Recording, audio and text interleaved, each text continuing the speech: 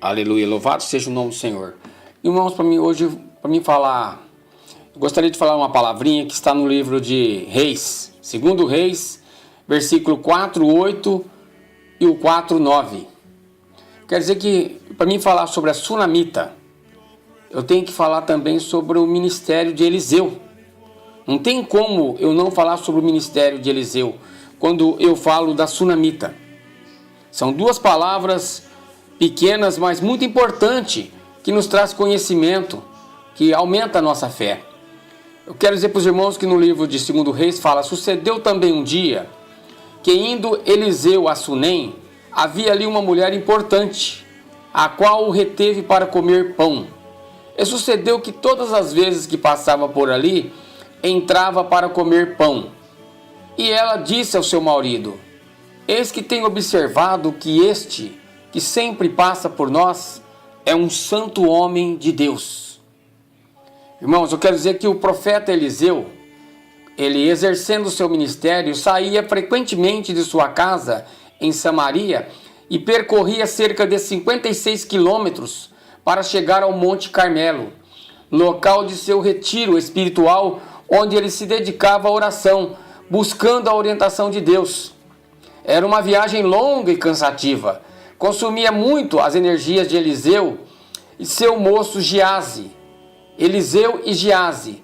Giazi era um moço que acompanhava sempre Eliseu, como um servo.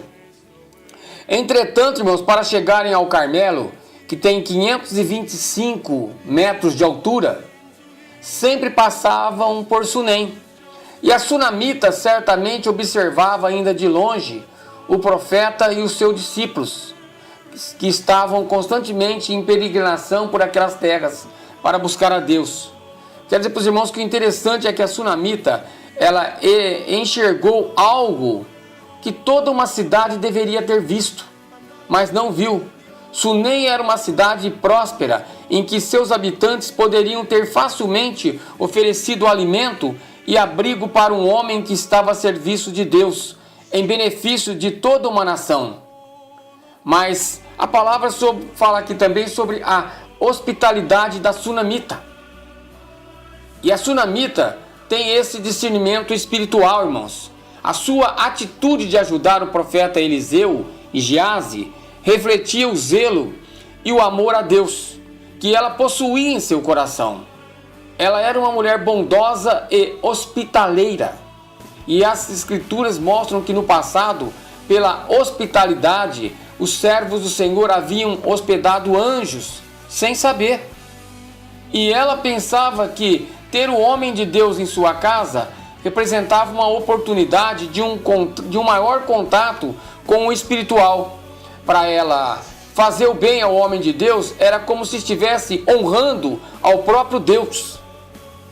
Então a Sunamita, em uma atitude de amor para com Deus e o seu profeta Eliseu, pede a seu marido que construísse um quarto na parte superior da sua casa, onde poderia abrigar Eliseu. O acesso ao piso, irmão, superior da casa era feito por uma escada pelo lado de fora do imóvel. E o cômodo de cima era muito mais fresco e ventilado, e oferecia um melhor isolamento do barulho e sons que vinham da rua. Eliseu não seria incomodado e teria mais privacidade para buscar a Deus em suas orações. Segundo Reis 4:10 nos fala que façamos-lhes, pois, um pequeno quarto junto ao muro, e ali lhe ponhamos uma cama, uma mesa, uma cadeira e um candeeiro, e há de ser que, vindo ele a nós, para ali se recolherá. Ele pôs os seus bens a serviço do Senhor. Ela pois a Sunamita, as coisas espirituais eram de grande valor. Ela importavam mais do que os materiais para ela. E Eliseu, vendo a sua dedicação, lhe faz uma última prova de fé. Oferece recompensas materiais ou honras sociais. Parece aqui muito com a mesma prova que Jesus direcionou ao cego Bartimeu em Jericó. Eu quero dizer para os irmãos que Lucas 18, do 40 ao 41, então Jesus, parando, mandou que lhe trouxessem. E chegando ele, perguntou-lhe, dizendo: que queres que te faça? E ele disse: Senhor, que eu veja. Mas aqui, irmãos, essa palavra que estamos falando hoje, fala de uma simplicidade, fala sobre a simplicidade da sunamita. Mas a resposta da sunamita, ela revela muito do que estava em seu coração. Ela valorizava a vida, o amor, a família. Ela não estava preocupada em adquirir mais bens materiais, posição social, títulos. Ela reconhecia o valor imensurável da reunião familiar, o capital imponderável da felicidade de estar sempre entre os amigos. Segundo Reis, irmãos, 4:13, haverá alguma coisa de que se fale por ti ao rei ou ao capitão do exército? E disse ela, eu habito no meio do meu povo. O sonho da sunamita, irmãos, é a promessa de Deus. Eliseu ouve o sábio conselho de Geazi, que lhe informou que a sunamita não tinha filhos. Um antigo sonho dela, que desejou tanto, imaginou as roupinhas do bebê, podia até ver uma linda criança correndo pelos corredores da casa, mas era apenas um sonho esquecido, relegado ao passado. Mas Deus contemplava a sua generosidade e a sua hospitalidade. Deus tem visto isso em você. A dedicação em servir ao Senhor através da ajuda que oferecia seu servo Eliseu, e esta atitude de amor para com o homem de Deus, irmãos, gerou uma promessa que ela mal podia acreditar. A sunamita nunca esperou tamanha bênção.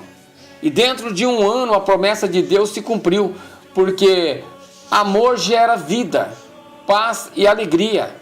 Ela concebeu e deu à luz um lindo e abençoado menino, filho da promessa, tal qual foi Isaac para Abrão e Sara. Agora aquele lar frio se enchia do calor do sorriso de uma criança. Uma família completava a felicidade dela. Em Israel, um filho era considerado a maior bênção e alegria de um pai, e uma mãe poderia alcançar. A mulher que não tinha filhos ficava profundamente envergonhada na sociedade. E a lei judaica dava ao marido o direito de se divorciar, caso a sua esposa não pudesse lhe dar um descendente que levaria o seu nome adiante. Mas tudo isso agora estava superado, pois Deus havia lhe dado o presente perfeito, o presente que ela realmente precisava. Este foi o sonho que a sunamita escolheu, irmãos, para sonhar. Um lar simples, mas feliz, uma família debaixo das bênçãos de Deus. E o menino crescia nos caminhos do Senhor. Toda vez que ela olhava para seu filho, se lembrava da promessa de Deus se cumprindo na sua vida. Era lindo. Segundo Reis 4:17, e concebeu a mulher e deu à luz um filho no tempo determinado, no ano seguinte. No ano seguinte, segundo Eliseu lhe dissera, e o seu filho era uma bênção, ensinado na lei do Senhor, obediente, ajudava seu pai no trabalho, certamente na ansiedade de querer retribuir todo o amor e o carinho recebido de seus pais. Este menino trabalhava duro, se expondo muito ao sol, mas ele ainda não tinha um preparo físico adequado, irmãos. Ele não estava acostumado ao trabalho árduo. O sol de verão é muito forte naquela região, faz muito calor. Muitos estudiosos acreditavam que o filho da sunamita tenha sofrido de isolação, que dependendo da intensidade da exposição ao calor, ele pode levar até a morte, principalmente em jovens e em idosos. Segundo Reis 4:18-19 diz que, e crescendo o filho, sucedeu que um dia saiu para ter com seu pai, que estava com os segadores, e disse a seu pai, ai a minha cabeça, ai a minha cabeça. Então disse ao moço, leva-o à sua mãe. E o menino é levado à sua mãe, depois de algum tempo ele vem a falecer. Momentos terríveis passou aquela mulher. Era o vale da sombra da morte, ver seu único filho, quem ela amamentou com tanto zelo, muitas vezes acordando no meio da noite. Ela deu amor, deu carinho, ensinou as primeiras palavras, os primeiros passos, e ele estava ali nos seus joelhos. Ela podia sentir a sua vidinha pouco a pouco se esvaiando, sem poder fazer nada. Eu particularmente não posso nem imaginar a dor que se passa por uma situação como essa. E a sunamita olha para o seu filho, o seu sonho de ter uma família agora frio, gelado, morto, em seu colo. Mas se estava, irmãos, passando pelo vale da sombra da morte, ela não temeu. Ela não aceitou a morte do seu sonho. tomando os seus braços, o põe carinhosamente na cama do profeta Eliseu e parte para um duro embate, um caminho longo, uma jornada de 24 quilômetros na estrada que subia até o Monte Carmelo, para recuperar a vida de seu filho, fruto da promessa de Deus. Ao longe, ela responde ao profeta com palavras que demonstravam a sua certeza, a fé de que a vida do seu filho seria restaurada. A frase "vai tudo bem" faz-me lembrar da resposta de Abrão ao seu filho Isaque, quando este iria oferecê-lo em sacrifício a Deus. Está lá no livro de Gênesis 22:8. E disse a Abrão: Deus proverá para si o cordeiro para o holocausto. Meu filho, assim caminharam ambos juntos. E ao chegar diante de Eliseu, ela se prostra com o coração quebrantado. E Eliseu, sendo um homem poderoso em palavras e obras, nos deixa também uma lição de humildade.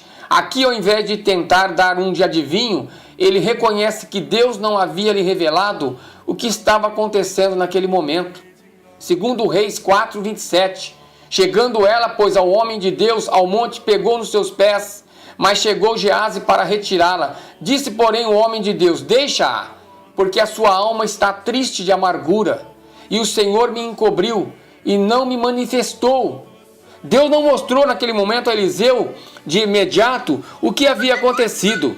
Eliseu então manda o seu discípulo Geazi pôr o seu bordão sobre o rosto do menino morto. Mas eu quero dizer para os irmãos que há tarefas que não são para Geazi realizar. Certas coisas exigem a presença do homem de Deus. A sunamita sabia disso. A luta por seu filho, insistindo com o profeta que não o deixaria enquanto ela não fosse com ela. Eliseu, vendo a disposição e a fé dela, levanta-se e acompanha. Geazi, que foi na frente deles, volta com notícias não muito boas. O bordão não funcionou. Algo parecido havia acontecido também com Jairo, quando buscava pela ajuda de Jesus, e os seus familiares chegaram dizendo que sua filha já estava morta. Ao que o mestre lhe deu a boa instrução: crê somente.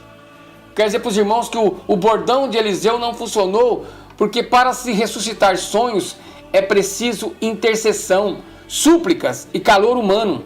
Eliseu teve que orar de portas fechadas, pois ora ao teu pai que estás em secreto, e teu pai que vem em secreto te recompensará publicamente. Está em Mateus 6,6.